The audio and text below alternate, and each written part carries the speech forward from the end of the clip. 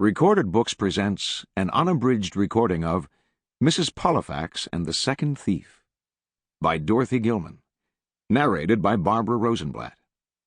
This book is copyrighted 1993 by Dorothy Gilman Butters. This recording is copyrighted 1993 by Recorded Books.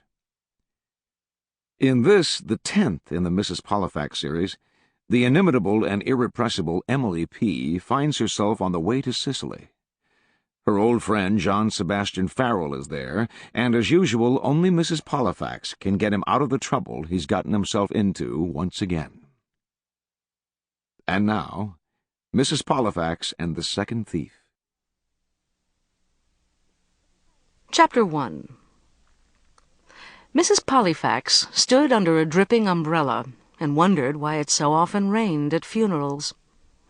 Or at burials, she amended, staring out from under her umbrella at sodden flowers heaped around the grave, and a dozen figures in black, heads bowed as the words, "Ashes to ashes, dust to dust," were intoned.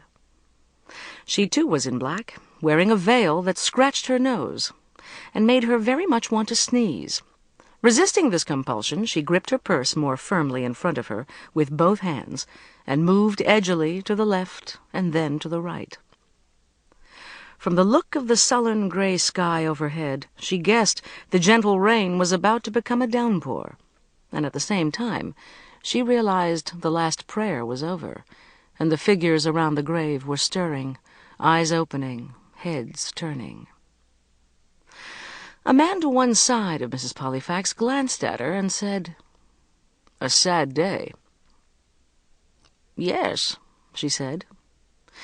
She gave him an appropriately wan smile from behind her veil and opened her purse to tuck away her handkerchief. There seemed nothing more to do, and with a last glance at the group of mourners, separating now into individuals of various shapes and sexes, she detached herself and walked away, slowly threading her way among the tombstones toward the gravelled road that wound through the cemetery. Passing the hearse and a line of cars, she continued toward a limousine that had pulled up under the dripping trees at a distance from the others. Seeing her approach, a chauffeur in uniform emerged from the limousine to open the door. Taking the umbrella she handed him, he snapped it shut, bowed, and once she was settled inside, he walked smartly around the car to seat himself behind the wheel.